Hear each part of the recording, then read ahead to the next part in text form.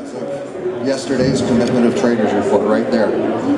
You can see over a period from where Bear Stearns got taken over by JP Morgan and Scotiabank was outed here, that there was almost no activity, short or long, by the foreign or U.S. banks from 2000 up until 2008. The short positions were still there, but they were held by non-banking entities and they don't have to report it. But the moment that Morgan took over Bear Stearns and the moment Scotiabank was out with GATA, they all showed up.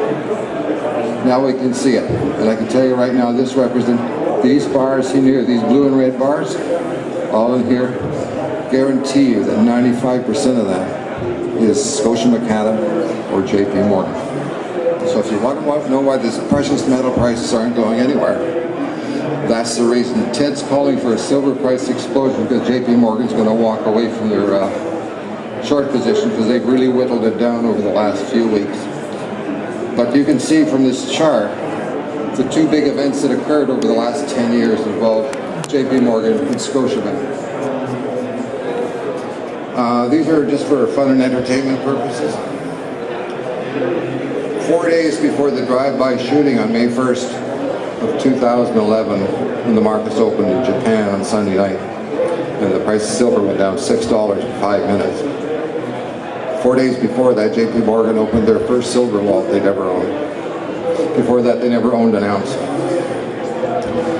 This is April 26th. I remember the day as I went back and looked at my column. April 26th, they went from 0 to 108.1 million troy ounces today. That's how much they're the largest by far. They own more than 50% of all the silver in the COMEX. It's Ted Butler's estimations through skimming out of SLV, buying silver maple leafs and gold and silver eagles. They've amassed 500 million ounces of silver on top of this.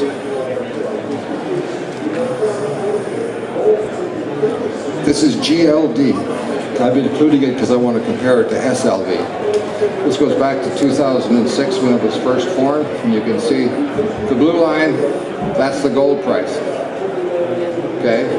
And more or less, with some obvious abnormalities here, the amount of gold in GLD rose until the price finally got sold off here, and then down it went to here. So GLD went all the way down. Boy, it lost what? 60% of its deposits over the space from 2006 to 2016, over 10 years. Now it's back up to about here. Now, here's SLV. All started at the same time, 2006. Look at that puppy go. There was the drive-by shooting point right there. That is May 1st, 2011, when JP Morgan showed up. And they killed the silver price from $49 an ounce down to, they made it down to 12 or 13 here, and now it's what, 16? What happened to the silver inventories? They went up, and they went down. But they only went down to there. Why didn't they follow the GLD one? Look what happened to GLD. Here's SL. It dropped to here, sure. But then it sort of sat in a quiet quiescent period where it didn't do anything, even though the silver price went from $49 here down to $13 here. Why weren't people selling SLV? And then, of course, it went up to here, and it's fallen down a bit, but generally, since about June 2011, the amount of silver at SLV has risen. Why didn't this price, the amount of silver, go all the way down like this, like it did in GLD? The reason is very simple. Somebody was buying every share of SLV that was falling off the table that people were selling with a panic. And the entity that was buying that was JP Morgan Chase. So all the silver that would have normally been sold down to here, in this whole area here, along with their silver maple leafs, along with their silver eagles, is now in the hands of JP Morgan Chase or some large entity. Ted assumes it's JP Morgan. He traded commodities in New York for 25 years, and he's been following the silver market for 30 years. He is a world authority on this.